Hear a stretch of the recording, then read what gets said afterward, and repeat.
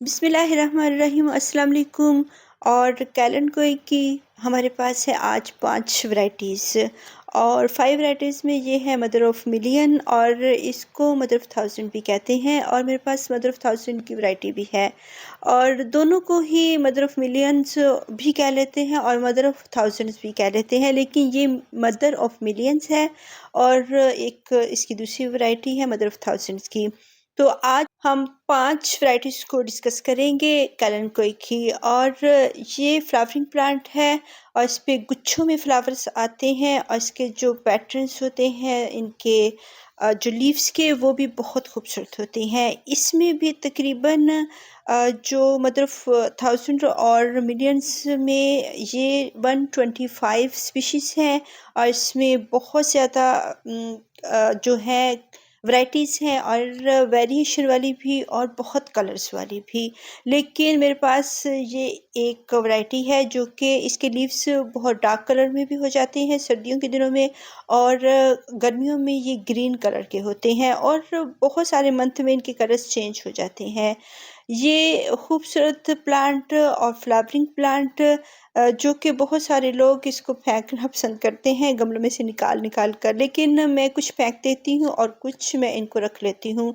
और एक mother of thousands mother of millions में है, इनके रेड जो होते हैं बेबीज़ आते हैं, वो मेरे पास नहीं है। अगर वो मुझे मिला तो मैं इसको अपने गार्डन में ज़रूर ऐड करने की कोशिश करूँगी, जिसके जो बेबीज़ होते हैं रेड कलर में होते हैं और ये इनके लीव्स जितने भी इनके ये एजेस बने हुए होते हैं नुकीले से, इनके हर एक एजेस पे इनके बेबीज़ आते हैं और ये हल्के से टच करने से भी ये उतर जाते हैं, अपनी सेल्फ प्रोपगेशन करते हैं। और अगर हम एक मरतबा अपने गार्डन में ले आते हैं तो ये हमेशा हमारे गार्डन में रहते हैं और कहीं नहीं जाते हैं, क्योंकि अगर इसका मदर प्लांट मर भी जाता है फ्लावरिंग करने के बाद डाई चला जाता है और इसकी हम जो फ्लावरिंग स्टॉक होती है कट कर देते हैं, तो इसके नेक्स्ट जो बेबीज़ होते हैं वो बहुत सारे होते हैं और इन बेबीज़ से भी प्रोपगेशन होती है और ये बहुत सारे हो जाते हैं। अगर एक पॉट में ये लगे हुए हैं और बहुत सारे हैं तो वैसे भी ये बहुत खूबसूरत लगते हैं और अगर इनकी फ्लावरिंग होती है तब भी ये खूबसूरत लगते हैं।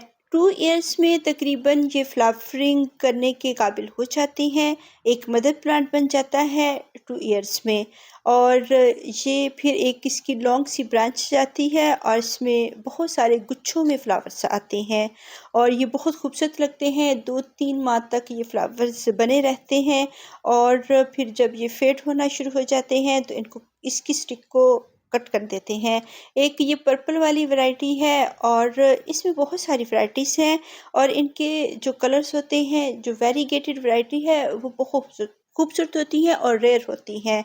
तो ये कॉमनली हमें नहीं मिलते हैं, लेकिन अगर कैलन में ये वैराइटीज़ मिल जाए तो मैं इनको अपने गार्डन में ऐड करना पसंद करूँगी।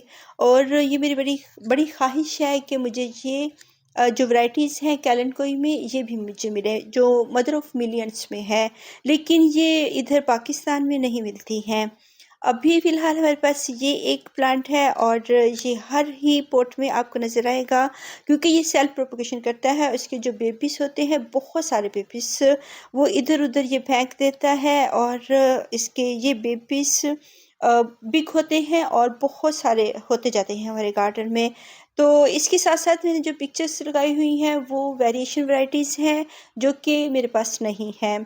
और ये जो वेरीगेटेड के अलावा भी ये बहुत अच्छी फ्लावरिंग भी करते हैं, इनके लीव्स भी बहुत खूबसूरत होते हैं और इनके बेबीज़ भी बहुत खूबसूरत होते हैं। और ये है रेड बेबीज़ वाला कैरन कोई और इसको ये मुझे बहुत पसंद है कि ये मुझे मिल जाए, लेकिन अभी फ़िलहाल मेरे पास नहीं है। तो इसकी 2 साल में फ्लावरिंग होती है और जब फ्लावरिंग ये कर चुके होते हैं तब हम इसकी लॉन्ग सी जो ब्रांच होती है उसको कट कर देते हैं और फिर जो नेक्स्ट फ्लावरिंग होती है इसके बेबीज़ जो मदर प्लांट बनते हैं उन पे फ्लावरिंग होती है। और अगर हम इसकी स्टॉक लॉन्ग स्टॉक नहीं कट करेंगे तो फिर नेक्स्ट ईयर उसके छोटे-छोटे से बेबीज़ उस पे बहुत ज़्यादा आ जाते हैं। तो फिर वो अगर हम बेबीज़ उनके लगाते हैं तो वो भी फिर नेक्स्ट फ्लावरिंग करते हैं। अब ये कारण कोई कि मदर ऑफ़ थाउजेंड वाली वैरायटी है और इस पे थाउजेंड्स बेबीज़ आते हैं। वो तो मदर ऑफ़ मिलियन है और ये है मदर ऑफ़ थाउजेंड्स। इसके बेबीज़ भी बहुत ज़्यादा आते हैं, लेकिन ये हार्डी नहीं प्लांट होता है।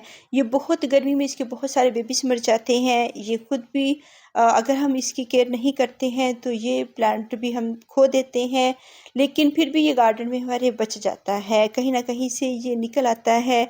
अगर हम इसको गर्मियों में सेव कर लेते हैं तो ये फिर गार्डन में हमारे रहता है। लेकिन जो मदर ऑफ़ मिलियंस है वो तो एक सख्त हार्ड प्लांट है और वो गर्मी, सख्ती और हर चीज़ को बर्दाश्त कर लेता है। लेकिन ये नाज़ुक प्लांट है मदर ऑफ़ थाउजेंड्स, और इसके भी ब्रांचेस पे बेबीज़ आते हैं और इसके बहुत ज़्यादा बेबीज़ होते हैं जो कि डाई हो जाते हैं। अब ये एक इसका बेबी है। ग्रोथ कैलेंडुई की बहुत स्लो होती है। जैसे आमतौर पर ये देखिए इसके बेबीज़ हर जो एजेस, जितने भी एजेस होते हैं लीफ के, तमाम ही से बेबीज़ आते हैं और थाउजेंड्स में आते हैं।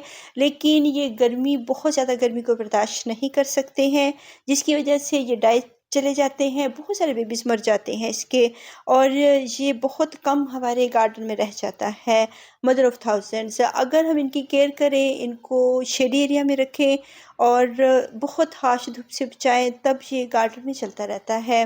और इसको सर्दियों की धूप में रखेंगे। ये आउटडोर प्लांट्स हैं और सर्दियों की धूप को लाइक करते हैं, लेकिन बहुत गर्मी को लाइक नहीं करते हैं।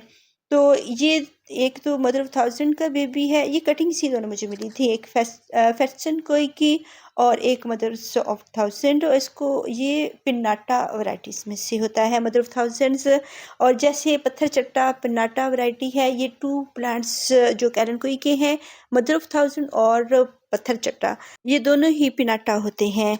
और कैलेंडुई की ये दूसरी ब्रांच लगी हुई है, ये है फेस्टन कोई, और ये इसका जो ऊपर लीफ आ रहा है पिंक कलर में, तो ये पिंक पिंक से भी हो जाते हैं। लेकिन वेरीगेटेड वैरायटी में ये ट्राई कलर्स में होते हैं, जो कि मेरे पास नहीं है।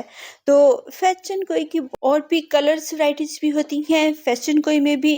यानी कि कैलेंडुई वो प्लांट है जिसमें आपको बहुत सारी स्पीशीज़ मिल जाएँगी, कलरफुल मिल जाएँगी और वेरीगेटेड मिल जाएँगी।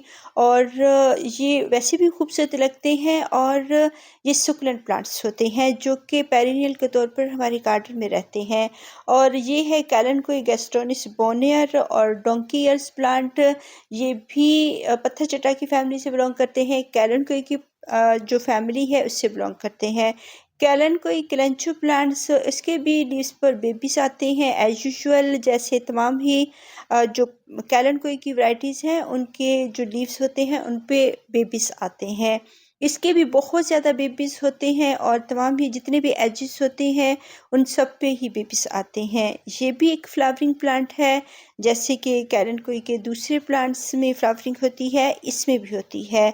तो इसके जो लीव्स होते हैं बहुत खूबसूरत होते हैं। इनमें टेक्सचर होता है, ब्राउन कलर के डॉट्स होते हैं और ये बहुत लॉन्ग लॉन्ग हो जाते हैं, जिसकी वजह से इनको डोंकी ईयर्स कहा जाता है। तो इनकी भी बहुत ज़्यादा प्रोपेगेशन होती है, लेकिन ये भी नाजुक प्लांट है जो कि गर्मियों में फिर मरना शुरू हो जाते हैं। असल वजह ये गर्मी नहीं होती है, असल वजह होती है जब हम गर्मियों में इनको बहुत ज़्यादा वाटरिंग कर देते हैं, क्योंकि गर्मी से हमें इनको बचाना है, बहुत हार्श धूप से बचाना है, ना कि वोटिंग ज़्यादा कर देनी है, क्योंकि सकुलेंट प्लांट्स हैं। और अगर इनको हम वोटिंग ज़्यादा करते हैं तो फिर ये डाई बैक जाना शुरू हो जाते हैं, गल जाते हैं, सड़ जाते हैं और ख़राब होना शुरू हो जाते हैं। इनकी असल जो मेन वजह होती है ओवर वोटिंग होती है। और गर्मियों में, सर्दियों में वैसे इनका भरने का टाइम होता है, अगर ओवर वोटिंग हो भी जाती है तो ये भरते रहते हैं, क्योंकि ये फ्लावरिंग भी कर रहे होते हैं और इनमें कलर्स भी आ रहे होते हैं और ये धूप में भी पड़े हुए होते हैं और ये उस पानी को फिर बर्दाश्त भी कर लेते हैं। लेकिन अगर गर्मियों में इनका डोरमेंसी टाइम है, सोने का टाइम है और ये डोरमेंसी में होते हैं, तब इनकी वोटिंग करें या बहुत धूप में रखें, फिर ये लाइक नहीं करते हैं। ना तो ये ओवर वाटरिंग को पसंद करते हैं और ना ही बहुत ज़्यादा हार्श वेदर्स को, बहुत हार्श गर्मी को पसंद करते हैं। अगर आप हिल एरियाज़ में हैं, बहुत सर्दी है और वहाँ पे यालाबारी या ओले या बर्फ़बारी हो रही है, स्नो फॉलिंग में इसको फिर हम नहीं रखेंगे। फिर भी इनके लीव्स गल जाएँगे और ये ख़राब हो जाएँगे।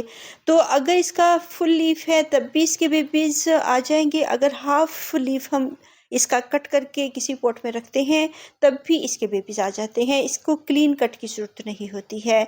इसके तमाम ही एजेस पे बेबीज़ आएँगे, जितने इनके एजेस होते हैं उन सभी पर बेबीज़ आते हैं और इनकी प्रोपगेशन हो जाती है।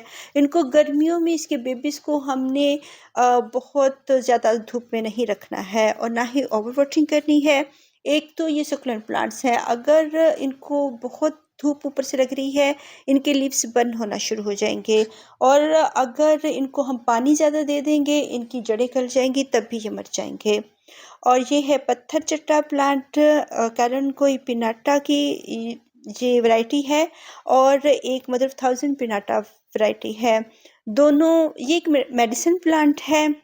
इसको मेडिसिनली तौर पर यूज़ कर सकते हैं और लेकिन ये बहुत गर्म होता है और इसको बहुत ज़्यादा यूज़ नहीं करना चाहिए।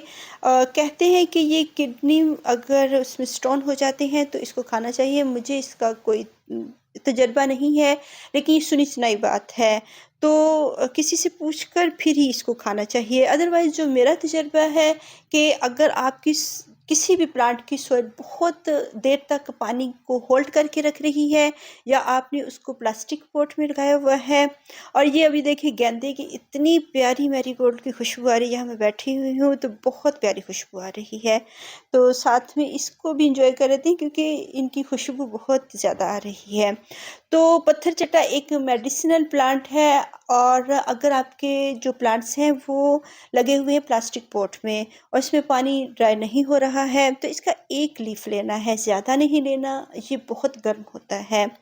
तो इसको अगर छोटे-छोटे पीस करके इसकी सॉइल में डाल दिया जाए, जिस प्लांट की सॉइल जो है ड्राई नहीं हो रही और उसके मरने का खतरा है, फंगस लगने का खतरा है, तो इसके छोटे-छोटे पीस करके उसके पॉट में उसकी सॉइल की गुड़ाई करें, गोडी करें और इसकी गोडी करने के बाद सॉइल को अच्छी तरह से डिगिंग करने के बाद उसमें मिक्स कर दें सॉइल में और ये हम सर्दियों के दिनों में करेंगे।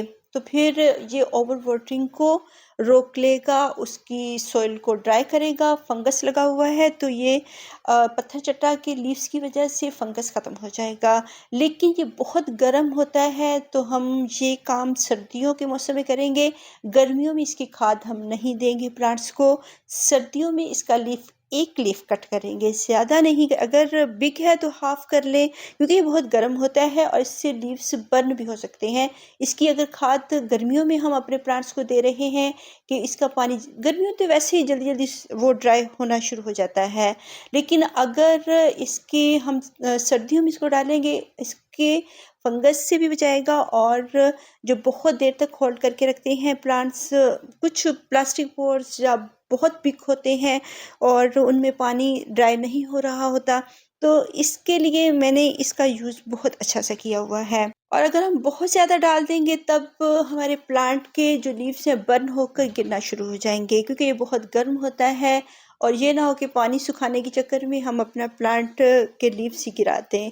तो ये सर्दियों में यूज़ करें, बहुत अच्छी सी खाद है और ये फंगस से बचाती है और हमारे प्लांट्स को बहुत सर्दी से भी बचाती है। गर्मियों में इसका इस्तेमाल पत्थर चट्टा का हम नहीं करेंगे। तो इसके कलर्स भी आते हैं और ये गार्डन में ज़रूर होना चाहिए। खूबसूरत प्लांट है और इसके फ़ायदे भी हैं, इसकी हम खाद भी बनाकर अपने प्लांट्स को दे सकते हैं। तो कहते हैं कि इसके भी फ्लावरिंग स्टॉक आती है, लेकिन ये काफ़ी अरसे से मेरे गार्डन में है, मैंने इसकी कोई भी फ्लावरिंग स्टॉक नहीं देखी है।